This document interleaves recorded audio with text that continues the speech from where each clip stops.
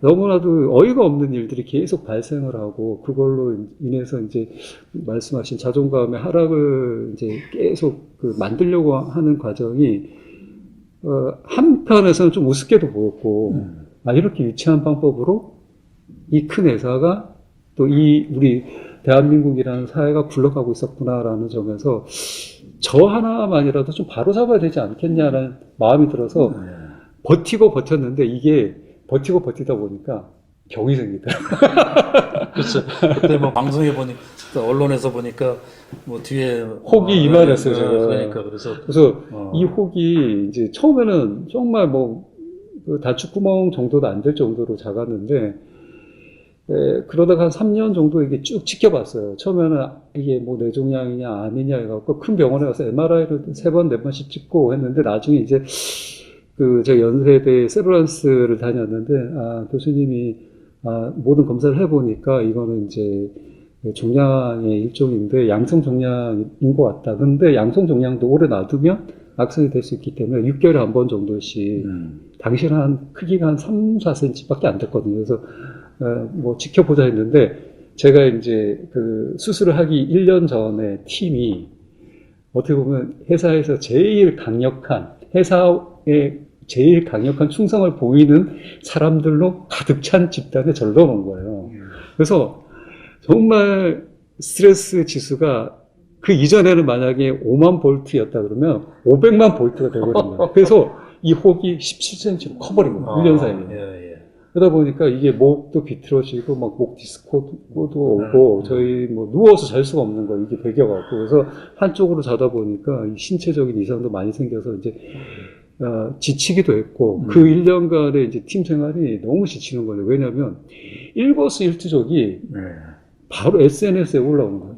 회사 이제 뭐 게시판에도 올라오고 뭐 블라인드라고 하는 익명 앱을 통해서도 올라오는 거예요. 그래서 누군가 이제 제 옆에 있는 동료가 적어도 같이 밥을 먹거나 얘기를 했을 때는 어느 정도의 신뢰관계가 형성됐다고 생각하고 할 수 있는데 물 한 모금 마시는 거 저도 불편한 거예요. 내가 물을 마시면 이것도 많이 마셨다고 그런 거 아닌가? 그래서 비행기에서 정말 제가 제대로 앉아있어, 뉴욕까지 16시간을 하는데, 와, 내가 앉으면 또 어떤 음해가 다가올지 모른다. 이걸 잘 모르는 사람의 입장에서는 일방적인 어떤 내용만 봤어요. 그러면 그 내용이 그냥 어설프게 적어 놓질 않거든요. 저는 오늘 뉴욕에 박창진과 갔는데, 박창진이가 일을 안 해서 이런 문제가 생겼어요. 근데 박창진이가 어떻게 일을 안 했냐면, 뭐 화장실에 가서 30분 동안 있더라고요. 뭐 이런 식으로 너무 이제 이 얘기만 보면 믿기는 거죠. 그래서 실제로 제 친한 동료들조차도 와서 너 그렇게 살지 마라. 이런 얘기를 할 정도니 그 스트레스 지수가 5만 볼트, 500만 볼트까지 이렇게 확장이 되는 과정이 있었고, 그래서 이제 정신적으로 지치고 육체적인 이제 고통이 오다 보니까 제가 2018년 이제 3월 30일 날 그 종양 수술을 했는데, 그 수술을 기점으로 회사를 관둬야 되겠다라고 생각을 하고, 그 수술을 받으러 가면서 이제 실제로는 사직서를 써놓고 있었어요. 근데 묘하게도 이제 제가 그 30일 날 수술을 하면서 수술을 한다라고 그냥 이제 회사를 관둘 생각이니까 SNS에 올렸는데, 그때는 뉴스에 아무것도 나오질 않았었는데 4월 1일인지 2일인지 제가 정확하게 기억이 안 나는데 이틀 후쯤에 그 가해자였던 조현아 씨가 다시 대한항공 부사장으로 복귀를 한 거예요. 맞아요. 이러면서 이게 이제 모든 뉴스의 중심이 돼서 막 뉴스 헤드라인을 장식한 거죠. 근데 당시 저는 이제 그 병원에 있었기 때문에 이 수술이 처음에는 30분 정도 부분 마취만 하면 된다고 해서 들어갔는데 막상 이게 열어봤더니 너무 큰 거예요. 그래서 이게 전신 마취로 이제 바뀌고 또 뭐 수술 시간이 3시간 정도씩 되는 바람에 이 그 후유증 때문에 제가 이제 뭐 뉴스라든지 이런 거 전혀 보지를 못했는데 그런 상황에서 이제 응원을 많이 받았죠. 그럼에도 불구하고 저는 이제 회사를 관둬야 되겠다라는 확고한 이제 왜냐면 제가 죽을 것 같고 아무리 제 의지가 중요하고 사회적 소명을 달성하는 것도 중요하지만 제가 죽고 나서 그게 이루어진다? 그건 소용이 없다라는 생각을 했기 때문에 회사를 관둬야 되겠다라는 확고한 이제 생각을 갖고 있었는데 또 이상한 일이 발생합니다. 4월 7일인가? 뭐 10일이었는지 모르겠는데, 그 조혜라 씨의 여동생이 이 물컵을 던져서 이게 이제 또 막 뉴스가 엄청나게 된 거예요. 자면은 용감했구만. 예.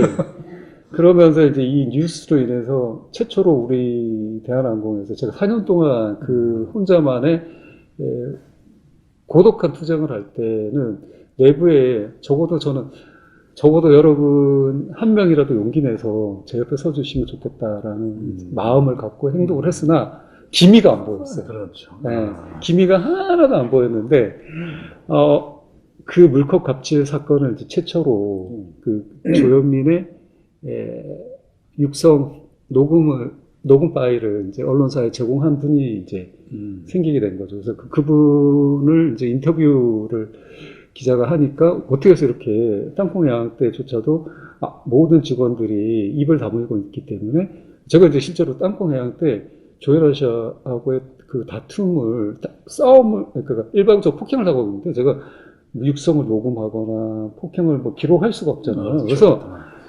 증인이 아무도 없어서 이 언론이나 또 대중들로부터 끊임없이 폭행 당한 게 맞냐, 혹은 아니요, 여성이 무슨 공함을 크게 질렀길래 그런 정신적인 피해까지 이어지냐라는 의심을 많이 받았는데, 내부에서는 그들이 맨날 집어던지고 뭐 욕설하고 하는 게 이제 횡행했다라는 걸 다 알고 있는데도 불구하고 입을 다문 거죠. 나에게 피해가 올까봐. 근데 이제 4년 만에 그 물컵 갑질과 관련된 제보를 하신 분이 언론 인터뷰에서 어떻게 이렇게 용기를 내게 됐냐라고 했더니, 이미 박정진 사무장이 그 일을 당했을 때 모든 직원들은 알고 있었다. 이게 사실임을. 그러나 다들 침묵할 수밖에 없었다. 근데 박창진이라는 인물이 4년 동안 끊임없이 똑같은 일관된 태도로 내부에 용기를 심어주고자 한 그 씨앗이 나에게로 왔고, 그게 나비 효과처럼 오늘의 나의 이 제보가 있게 했다. 이렇게 이제 이어지게 된 거죠. 근데 그 청수 일가들은 왜 그렇게 산대요? 그 인간적으로, 기본적으로 인간이 안 된 사람들 아니에요? 아니, 자기가 아무리 무슨 전무고 부사장이고 하더라도 기본적으로 인간적인 예의는 있어야 되는 거 아니에요? 이분들이 요새 이제 뭐 경영권 다툼을 많이 하고 있는데, 이분들은 경영자라는 거에 대한 개념이 내가 주인이야. 그러니까 봉건 시대에 나는 주인이야, 아니면 그 영주야, 이런 개념을 갖고 있는 거예요. 봉건 시대에 직원은 그냥 머슴 정도로 생각하는 그렇죠. 거예요. 내가 소유하고 있는 소유물의 하나인 거죠. 그래서 예전에 뭐 봉건 시대에 보면 그 영주들이 거기서 노비를 징벌을 하기도 하고 죽여도 사형을 시켜도 법으로 다 인정을 받았잖아요. 이 정도로만 생각하는 거죠. 그래서 그러니까 어떤 수단의 도구일 뿐이지 인격체로라는 개념이 전혀 없는 거죠. 그 조현아 씨는 몇 살이에요? 조현아 씨는 저보다 아마 5살 정도 어린 걸로 알고 있어요. 아니, 그렇게 젊은 사람이 왜 이렇게 생각이. 그래서 그분들은 맨날 그 방송과 미디어에 나올 때 미국 코넬대를 나온 수재라고 맨날 얘기를 하고 있습니다.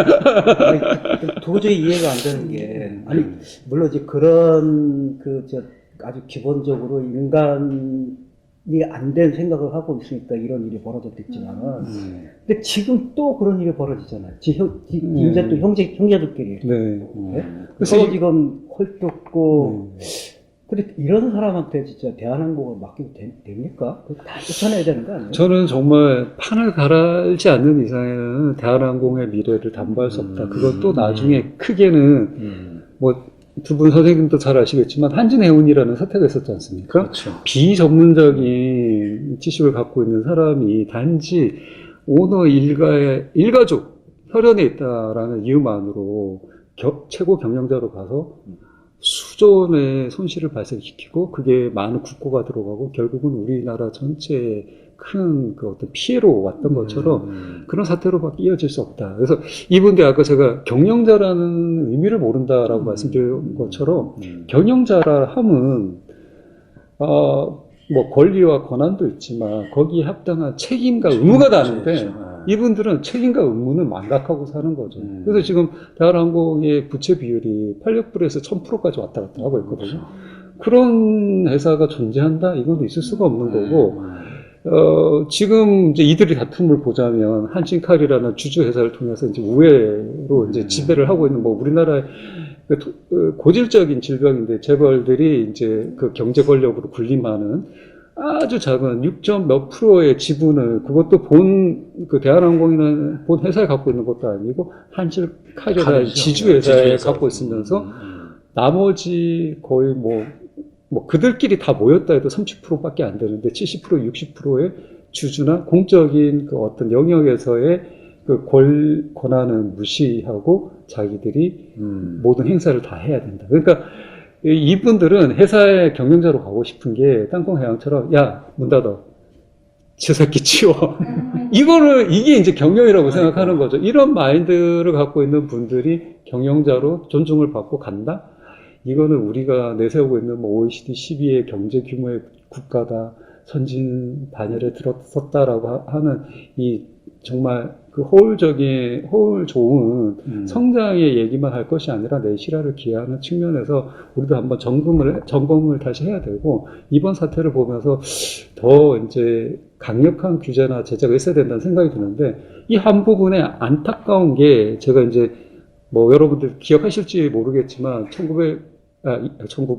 죄송합니다. 제가 1900년도생이라 2019년 그 3월에 있었던 우리 재벌 역사에 최초로 있었던 이제 내부 직원과 또 그 공적연금의 스튜어드십 코드를 통해서 고 조양호 회장의 사내 이사 부신임안을 통과시켰던 적이 있는데, 이때도 많은 분들은 갑자기 짠하고 그때 이제 그 특별장에 박찬일이 나타났나 보다 정도로 생각하시는데, 제가 1년 동안 그 활동을 했거든요. 처음에는 너무 답답한 거예요. 제가 노조도 만들고 뭐 내부 투쟁도 개인적으로 해봤지만 이 견제 받지 못하는 그 국가 권력조차도 견제하고 있지 않는, 뭐 시중에 이런 말이 있지 않습니까?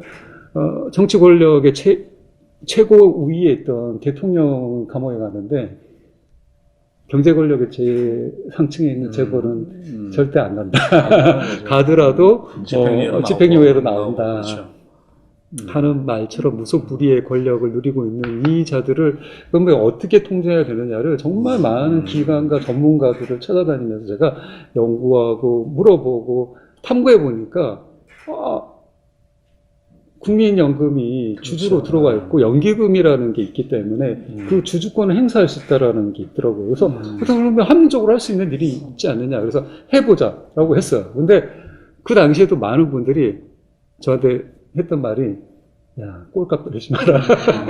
네 주제에 네가 무슨 박사냐, 네가 뭐 경제학자냐 하지 마라. 너 어디 이제 그렇게 까불다가는 나중에 한강의 변사처럼 발견된다. 이런 말을 이제 들었지만, 그래도 적어도 정당한 시스템이 있다 그러면 왜 그걸 안 하느냐. 합법적인 일인데. 그래서 1년 동안 이제 제가 정말 뭐 가전 1인 시위도 하고 국회 토론회도 만들고 해서 이제 최종적으로 부신임안이 통과됐는데, 이번에 이제 이 재벌 3세, 과연 3세라는, 제가 정말 양보를 해서 재벌 2세까지는 어느 정도 경영적 능력을 배웠다고 저는 조금이라도 해주고 싶은데, 다이아몬드 수저를 넘어서 다이아몬드 수준에 왔던 노동이라는 것, 또 그 현장의 땀이라는 걸 흘려본 적이 없는 그들이 책임 경영을 한다? 이 있을 수가 없는 일인 것 같아요. 그래서 우리도 정당한 주주권을 갖고 있지 않습니까? 국민연금에 연금을 내고 있으니까 이 국민연금이 이번에 정당한 그 의결권을 행사해서 이 일가에 대한 반대를 해야 된다. 저는 그렇게 생각하고 있습니다. 그 지난번에 그 조양호 회장을 해임시킨 그게 사실 처음이네요. 재벌 역사에 처음 있는 일이라. 연금을 통해서. 네. 그래서 당시에 제가 이제 아마 평범한 사람 중에 아마 최초로 공중파 3사 모든 뉴스에 다 생방으로 나가고, 한 군데에는 이제 같은 시간대이기 때문에 이렇게 녹화를 해서 나갔지만, 그럴 정도의 일이 있었어요. 그러니까 큰 일을 하셨나요? 큰 일을 하신 건데, 재벌과 싸운 평범한 사람 1호가 아닐까. 그러니까 사무장으로 계실 때는 이 생각이 없었잖아요. 그렇습니다. 근데 6년 동안에 싸우시면서 네. 결국은 여기까지 오셨는데, 네. 대단한 어쨌든 자부심도 있으실 것 같아요. 그래서 네, 그게 지금 선생님 말씀하신 것처럼 뭐 그 깨달음이 왔던 제일 큰 부분이 저도 회사에 제가 제일 친하게 지냈던 동료가 2000년대 초반에 민주노조를 만들고 거의 지난 6년간 제가 겪었던 일처럼 그런 일을 집약적으로 겪으면서 회사를 간두는 모습을 봤어요. 그때 그냥 저는 저 친구 일은 저 친구 일이고 나는 내 그 업무적인 역량에서 충실히 일을 하고 사회적 의무를 다하면 나는 보호받겠지라고 생각했는데 아니더라고요. 나 자신의 이기적인 보호만 주장할 것이 아니라 정말 주변의 사람들을 먼저 보호하고 주변에 잘못된 것들에 대해서 시정해 나가는 행동을 내가 했다 그러면 그게 제도화되고 구조화돼서 제가 땅콩향이라는 사건이 생겨서 2차 가해를 당하고 혹은 회사가 그 말도 안 되는 트집을 잡고 할 때 보호막이 생겼을 텐데 심지어는 저는 2018년도에 이제 우리 회사에는 나중에 이제 그 얘기를 드리고 싶지만 그 견제 시스템으로 있던 노조가 있었음에도 불구하고 제가 아니 이렇게 두 번의 갑질 사건이 생기고 잘못된 경영을 하고 있는 경영자들이 내부 노동자들에게 극악한 피해를 미치고 있는데 왜 노조가 한마디도 안 하느냐라고 얘기를 했다는 이유만으로 바로 이튿날 제명을 당하는 이런 이제 일까지 있었으니까 얼마나 우리가 어설픈 구조 속에서 또 그러니까요. 잘못된 관념 속에서 살고 있는지를 깨닫게 됐기 때문에 저라도 한번 개척해보자 그런 생각을 하게 된 거예요. 그러니까 뭐 이렇게 공개석상에서 어용이라고 하면 이제 소송 들어올 것 같으니까 얘기하자면 저는 말씀 안 드렸습니다. 그래서 어느 정도였습니까 상황을 얘기해. 그래서 뭐 명예훼손도 오고 뭐 정말 비행기를 이제 장거리 비행을 딱 갔다 왔는데 그쪽 노조에 이제 임원들이 와서 그냥 뭐 거의 폐악질스러운 행동을 뭐 하고 고함을 지르고 뭐 집으로 뭐 그 내용 증명서를 뭐 수도 없이 보내기도 하고 제가 만든 노조를 상대로 뭐 명예훼손으로 소송을 걸기도 하고 이런 이제 행동들이 이어졌죠. 그래서 이게 제가 좀 전에 말씀드린 것처럼 나 하나 건사한다고 이 사회 건전해 질 수 없다. 오히려 내 이웃, 내 옆에 있는 사람들을 잘 건사해 줄 때 우리가 건전한 사회로 갈 수 있다. 그게 좋은 제도를 만드는 것이고 좋은 보호막을 만드는 방법이다. 라는 걸 이제 더 깨닫게 해준 거죠, 그분들이. 이 노조 이야기를 하시니까 생각이 나는데 아까 처음에도 말씀하셨지만 그런 일을 당하다 보면은 결국 다른 사람이 나를 비난하는 것보다 결국 자기하고 제일 친한 사람, 친한 동료, 그렇죠. 동료가 뭐 불과 얼마 전까지만 해도 같이 그 일을 하고 같이 제동을 하니 결국은 오히려 거꾸로 최고의 내가 가해자. 친한데 내가 저 친구하고 제일 친한데 저 친구 원래부터 좀 문제가 있는 친구다. 맞습니다. 그러니까 이런 식으로 이야기하는 거니까. 근데 그걸 떠나서 한 단계 더 나가서 소위 노조라는 사람들도 그렇게 했다는 거 아니에요? 그리고 그 노조가 아직도 있어요? 제일 많은 수의 저하반을 거느리고 있습니다. 왜냐하면 이제 이게 여기서 이제 확고한 어떻게 보면 제2의 회사의 역할을 한다고 생각하니까 제가 이제 민주노조를 세웠는데 뭐 저보다 회사에 대한 안티적이고 디스하는 얘기를 더 많이 하는 직원들이 많거든요. 왜 우리 노조에 가입 안 하냐 그랬더니 아니 그 노조 가입할 때서 내는 순간에 회사에 드러나지 않느냐. 그렇죠. 내가 어떤 성향을 갖고 있는지 무서워서 못하겠다 이런 얘기가 나오고 선생님 말씀처럼 저도 제가 이제 그렇게 큰 양성 종양이 생겨서 수술을 딱 했을 때 사내 게시판에 어떤 얘기가 있었냐면 이렇게 써놓은 거예요. 저는 그 박창진과 1996년에 같이 입사한 입사 동기입니다.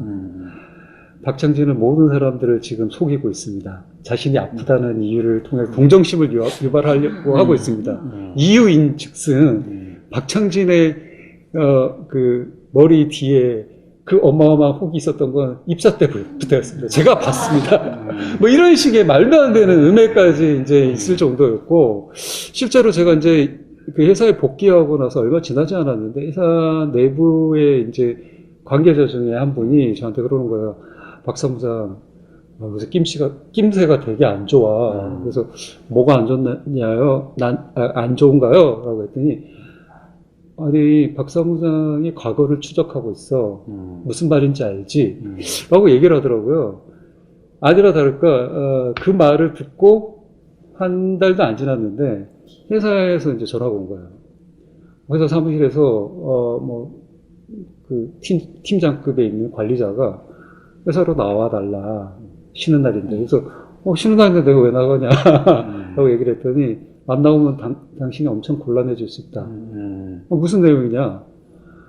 당신과 관련된 투서가 엄청나게 접수가 됐다. 와서 소명을 하지 않으면 큰 문제가 될 수 있다라고 얘기를 하는 거예요. 그래서 사무실에 딱 나갔더니 정말 A4 용지가 한 100장 정도 쌓여 있는 거예요. 근데 내용도 안 보여줘? 내용도 없어. 뭔지 모르겠어. 그래서 예를 들면 성희롱권도 있고요. 이런 식의 이제 위협을 하는 거예요. 그래서 내가 정말 화가 나더라고요. 그래서 좋다. 그러면 나 별장 다 본 사람이니까 그거 뭔지 깔아 나한테 라고 얘기를 했더니 아니 박 사무장 지금 사회적인 명망도 생겼고 어떤 사람들은 우리 회사 홈페이지조차 들어와서 박창진이 존경한다는 얘기를 하는데 이런 거 언론에 터지면 더 해악이 많지 않느냐. 그러니까 은근한 협박과 스스로 포기하기를 바라는 얘기를 하는 거죠. 그래서 제가 좋다고 깔아. 그럼 언론에 깔아. 대신 나는 내가 생각했을 때 한 점 부끄러움이 없다. 나 그렇게 살지도 않았었고. 그러니까 나를 투서했다라는 그 사람들의 명단 다 달라. 나 그 사람들 1대1로 이 문을 나가는 순간 명예훼손으로 걸겠고 그거 언론에 배포 당신들이 한다? 내가 먼저 지금 하겠다. 나 전화 걸면 이 얘기하면 바로 다 달려올 거다. 재밌어서. 그렇죠. 그래서 이런 일이 있었는데 나는 실제로는 뭔지 모르겠다. 한번 대한항공 취재해봐라. 라고 나 얘기하겠다. 라고 얘기를 딱 했어. 그랬더니 그 관계자가 어떻게 행동을 했는지 상상이 가시나요? 갑자기 화장실로 가겠다는 거예요. 나 저기 박 사무장 화장실 좀 갔다 올게. 그러는 거예요. 30분이 지나도 안 나타나는 거예요. 화장실에서 보고 있구만. 뻔한 일이죠. 본인이 결정할 수 없는 그 사람조차도 누군가에 의해서 이렇게 이제 지시를 받은 거죠. 오더니 오늘은 결정할 수 없으니까 집에 돌아가 있으면 결과를 알려주겠다는 거예요. 그래서 이제 공항에서 서울 시내로 오는 버스를 딱 타자마자 문자가 띵 오더라고요. 이러고 봤더니 박 사무장 나는 선배님 입장에서 이런 것도 주의하라고 얘기를 해줬는데 너무 화를 내니까 안타깝다면서 오늘 일은 없던 걸로 하자고. 그럼 진짜 그 투서가 있긴 있었던 거예요? 근데 실제로 이제 제 친한 동료가 저한테 양심 고백을 내라고 해서 냈구만. 한 사람이 있었어요. 그래서 사무장님 저 누구입니다. 근데 기억이 안 나는 거예요. 10년 전쯤에 이제 저랑 팀을 했던 사람이었는데 회사가 불러서 이제 갔더니 A4 용지를 한 장 주면서 예전에 10년 전에 박창진과 팀이었던 걸 알고 있는데 여기에 당시에 박창진의 행적에 대해서 써달라. 근데 10년 전 일이 생각이 안 나죠. 어제 일도 생각이 안 나는데 이제 머뭇거리고 이제 한 1, 20분에 있으니까 그 직원이 와서 그랬다는 거예요. 그럼 예를 들어주겠다. 가령 이런 말을 하면 그게 성희롱인 것이고 이런 가령 박창진이는 가만 보니까 꾸미기를 좋아하는 것 같은데 외국에서 옷 같은 거 사왔으면 그거 관세법 위반이니까 그런 거 써라. 그러니까 이런 식의 이제 딱 국정원이구만. 국정원 들어가면은 너 간첩이지 여기 다 써 해갖고 그러니까. 못 쓰면은 자기들이 불러주잖아요. 네, 그렇죠. 공안 이제 검사 같은. 그래서 지금의 대한항공 오너 일가가 딱 그 수준의 경영 방식을 배워서 조연아나 조현민이가 그런 이제 안아 보이는 행동을 했던 거고 그 어머니인 이명희 여사조차 본인이 어떤 지분이나 권한을 가지고 있지 않는데도 그런 식의 행동을 했던 거거든요. 그래서 이런 정말 사모담이 이제 대한항공의 현재 가장 강력한 노조가 있는데 이 노조의 그 선거 방식이 삼성 간선세요. 직접 투표를 안 해요. 그리고 적어도 단체 협약이라는 거, 또 그런 거는 근로자가 제일 누릴 수 있는 정말 한 번 행사할 수 있는 큰 권한이잖아요. 그렇죠. 그걸 뭐 수년에 한 번 정도밖에 협상을 하지 않고 매번 이제 위임을 한다든지 이런 식의 행동을 하면서 내부의 직원들은 마치 우리가 북한에 예전에 이제 뭐 교육받아 보면 뭐 사무 담당자라고 그러나요? 이런 것처럼 내 옆에 동료를 믿고 얘기를 할 수가 없는 거예요. 그런 이제 그러니까 제가 이제 선생님한테 어떤 얘기를 했어요. 근데 좀 전에 제가 당한 일처럼 회사가 불러서 그걸 들이미니 그 다음부터 그 경험을 한 사람들 혹은 그런 사람들이 내치는 모습을 본 사람들은 학습 효과가 생겨갖고 다 입을 다물게 되는 거죠. 그래서 그런 체제를 만들어 놓고서 지금 나 마음대로의 경영을 하겠다라고 해서 지금 이 많은 문제도 일으켰지만 그러니까. 도덕적인 문제도 있지만 경제적으로 지금 쓸데없이 뭐 호텔을 무슨 로스앤젤레스에 우리 국고를 1조 5천억이 넘는 돈을 넣어서 호텔을 짓거나 그거에 대한 일셔로든가 뭐 거기 네, 그렇죠. 네. 그래서 그거에 지금 뭐 그 손실을 대한항공 돈으로 메꾸게 하고 있고 그러다 보니까 이제 적자가 났다라는 이유로 작년에는 심지어 내부 노동자들한테 이제 그 손실에 대한 그 고통을 전가시키는 거죠. 뭐 무급휴직을. 이건 자기들이 먹고 손실은 그냥 하게끔 나누라. 어? 근데 이게 얼마나 웃기냐면 이 일가들이 예전에 이제 특히 그 조현아 부사장으로 있을 때는 기내 면세품에서 끝전이 남아요. 환차가 있잖아요. 이게 기내 면세품은 500원, 1000원 단위로 끊으시는데 엄밀하게 환차는 뭐 115원이거나 그렇죠. 뭐 이렇잖아요.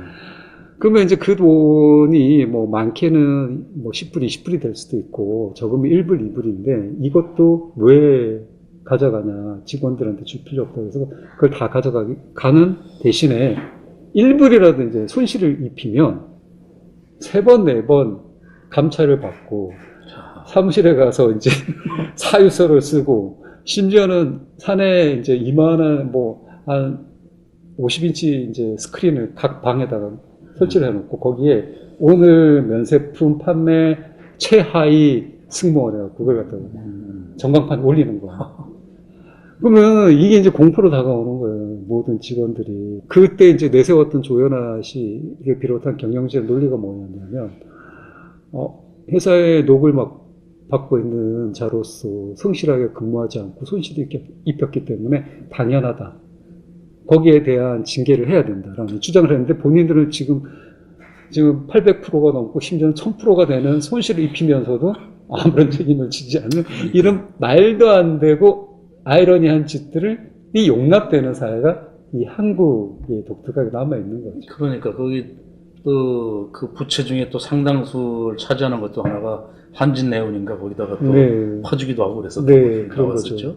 그게 그때도 이제 지금도 뭐 예전에도 IMF 또 그 미국의 금융 사태 이런 거에 통해서 국가 보조금도 상당히 많이 받았거든요. 지금도 세금 혜택이라든지 이런 혜택을 뭐 유류세라든지 어마어마하게 받고 있어요. 그럼에도 불구하고 본인들이 잘못한 거에 대한 손실에 대해서 전혀 메꿀 생각을 안 하는 게 너무 어이가 없고 이번에 이제 이 경영권 다툼에서도 제가 제일 황당했던 거는 이 초기에 조현아 씨가 이런 얘기를 했단 말이죠. 나는 대한항공이 복귀해야 된다. 이유가 지금 무직이기 때문에 상속세를 낼 수 없다. 그러면 상속세를 하면 보통의 우리는 어떻게 합니까? 내 재산의 일부를 손실하면서 보존하고 그만큼 감해서 상속을 받는 건데 내 거는 하나도 손에 안 받고 그러니까 자신들 재산 처분은 하나도 없고 빨대를 꽂아서 또 한다는 건데 그럼 결국에는 이런 이제 가치 하락이 오면 이게 국가적인 손실도 그렇죠. 크게 온다는 거죠. 그래서 우리 재벌 들이 경제 발전에 기여한 바는 상당히 크지만 그거는 우리가 정말 저개발 국가였고 정치적으로 불안전할 때의 일이었고 지금의 단계에서는 우리가 더 이상 그런 성장 위주의 재벌 봐주기를 멈추고 시스템을 바꿔야 되지 않는가. 예. 그게 이제 이런 삼남의 이 재산권 다툼을 보면서 더 절실하게 느껴지는 것 같아요. 그렇죠. 그 재벌 지금 얘기 들어보니까 그럼 뭐 재벌 의원은 경영진이 아니고 사채업자네. 사채업자가 그렇잖아. 자기한테 손해보는 거는 끝까지 추적을 해서 그 얘기 세게 한번 하셔야 되겠네. 끝까지 추적을 해서 사채업. 그거를 아니, 사채업자들이 뭐 심지어는 뭐 그러니까. 장기까지 팔으라고 해서 저 손해본 거 내놓으라고 하잖아요. 거의 그랬죠. 그래서 땅콩해양 나기 전에는 기내 이제 승무원들 식사가 60%밖에 안 실렸어요. 왜냐 매일매일 이제 그러니까 본인들이 현장에 노동을 안 해봤으니까 세보라고 하는 거죠. 식사가 몇 개 남는지 남는 걸 보니까 40%가 남더라. 그거 먹으면 되지. 왜 100% 다 실어줘? 그래서 이제 60%밖에 안 실리다 보니까 승무원들이 소위 말해서 이제 경력이 낮은 승무원일수록 저 다이어트 중이에요. 그러니까 혹시 내가 먹었다가 선배가 못 먹으면 그런 이제 부딪힘을 당하기가 싫으니까 뭐 그럴 정도였고 그런 게 이제 제가 뭐 내부 고발 혹은 공익 제보를 하고 나서 이제 그런 실상들이 까발려지면서 바뀌게 됐는데 그러지 않았다 그러면 그런 강제적인 방법이 없었다 그러면 스스로 깨닫지도 못했을 거고 그 내부에는 모두 예스만 외치는 사람들만 있기 때문에 그 누구도 이게 잘못됐다고 얘기도 안 했을 것 같아요. 예, 뭐 거의 뭐 노비 모섬 뭐 이런 정도 인식이네. 그러니까 옛날 뭐 솔본업이라고 하는 게 있어. 그냥 자기들이 소유한 그런 정도로 생각한 거네.